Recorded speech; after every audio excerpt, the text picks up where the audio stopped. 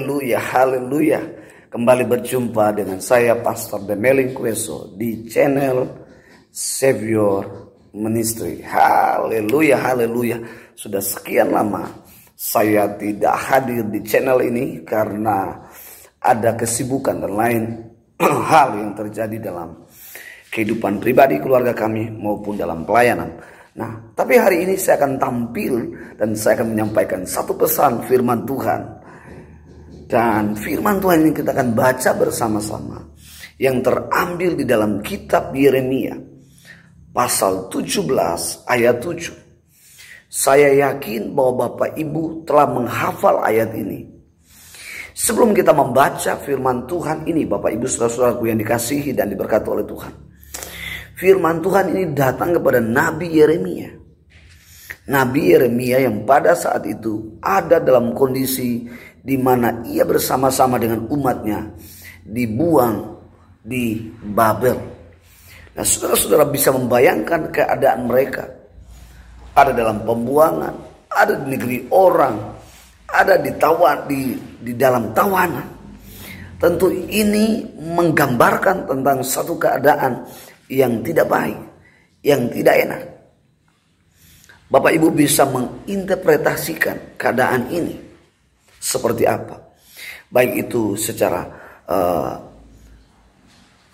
kebutuhan pribadi mereka, psikologi mereka. Tentu mereka ada dalam tekanan, mereka ada dalam pergumulan, mereka ada dalam seruan yang sangat-sangat luar biasa kepada Tuhan.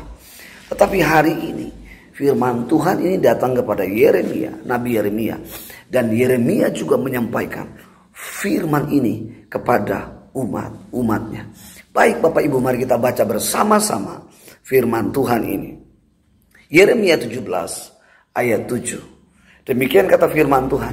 Diberkatilah orang yang mengandalkan Tuhan, yang menaruh harapannya kepada Tuhan. Sekali lagi, diberkatilah orang yang mengandalkan Tuhan, yang menaruh harapannya kepada Tuhan.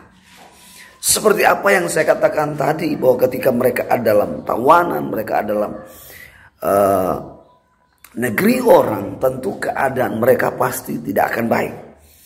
Baik itu makanan, pertumbuhan, psikologi mereka, pertumbuhan iman mereka, tentu ini sangat membatasi dan mereka selalu diawasi.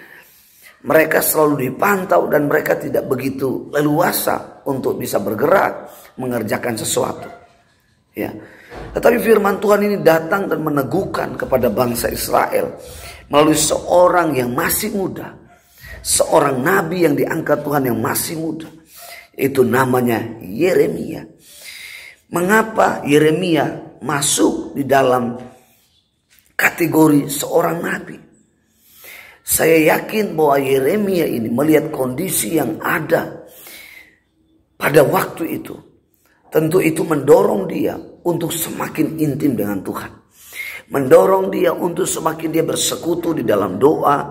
Mendorong dia untuk dia semakin bersekutu dengan firman-Nya. Sehingga ada banyak suara-suara dari Tuhan yang meneguhkan, menguatkan Yeremia. Dan Yeremia juga itu meyakinkan kepada orang-orang Israel agar mereka tetap bertahan dan melihat bagaimana pertolongan Tuhan nyata. Sekalipun Yeremia sudah dalam rancangan Tuhan sejak ia di dalam rahim kandungan ibunya. Sebelum Yeremia dilahirkan ke bumi ini, Tuhan telah merancang bahwa Yeremia lah akan menjadi seorang penolong, menjadi seorang nabi yang hadir di tengah-tengah umatnya. Dan dialah yang menghibur, membebaskan, menguatkan, meneguhkan mereka. Selain daripada Nabi Yeremia, ada juga Nabi Yesaya. Nah Bapak Ibu, suara ini datang dengan satu perkataan, bahwa ini merupakan kunci berkat. Ini merupakan kunci berkat. Ya, ada dua kunci bagaimana kehidupan mereka diberkati, sekalipun mereka dibuang di negeri orang lain, sekalipun mereka bukan di negeri mereka sendiri. Apa artinya buat kita? bahwa Tuhan adalah sumber berkat. Apa artinya buat kita? Bahwa Tuhan tidak pernah dibatasi oleh jarak, oleh keadaan, oleh situasi apapun untuk Dia tidak memberkati kita. Dia Allah yang punya langit dan bumi. Ia sanggup memberkati kita dalam keadaan apapun, dimanapun, kemanapun. Dia Allah akan memberkati kita,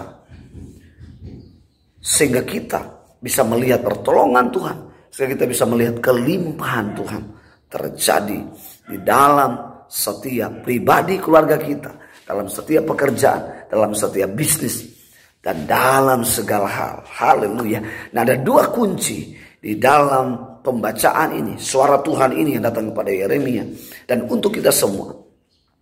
Bahwa untuk bisa diberkati oleh Tuhan, yang pertama, kunci yang pertama adalah belajarlah mengandalkan Tuhan.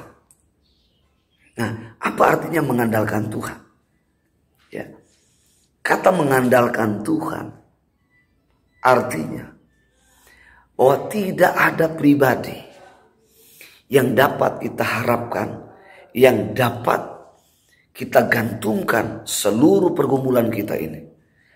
Hanya satu pribadi, yaitu Yesus Kristus. Nah, itulah yang dimaksud tentang mengandalkan Tuhan.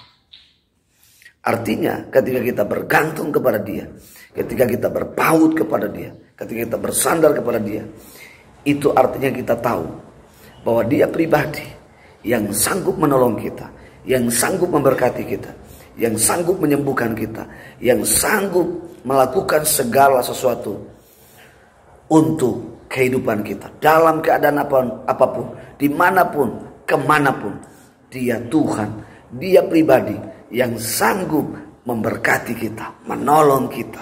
Haleluya. Yang kedua, kunci yang kedua. Yang pertama adalah mengandalkan Tuhan. Yang kedua adalah kita harus belajar menaruh harapan kita ini kepada Tuhan. Apa harapan kita hari ini? Yeremia menaruh harapan supaya umatnya, bangsa Israel itu bisa dipulihkan. Ketika mereka dipulihkan, mereka berbalik kepada Tuhan, yang pastinya berdampak kepada ekonomi, kepada moral, sehingga kehidupan mereka ada kehidupan yang sangat-sangat diberkati. Oleh karena itu, ketika kita mengambil keputusan untuk bisa berbalik kepada Tuhan, ya, dan itu adalah merupakan harapan setiap pribadi kita. Kita juga mengambil keputusan untuk bisa rumah tangga bisa pulih. Itu adalah harapan dalam keluarga. Kita juga bisa mengambil keputusan untuk bisa membangun sebuah bisnis. Itu adalah merupakan suatu harapan. Saya percaya harapan-harapan ini kita taruh kepada Tuhan, maka Tuhan akan mengerjakan segala sesuatu, yaitu berkat-berkat yang melimpah atas hidup kita. Selamat mencoba, selamat mempraktekkan. Tuhan Yesus memberkati. Sekian dari saya, Pastor Emelin Kueso, pamit undur dari hadapan saudara Bapak Ibu sekalian. Tuhan Yesus memberkati. Shalom.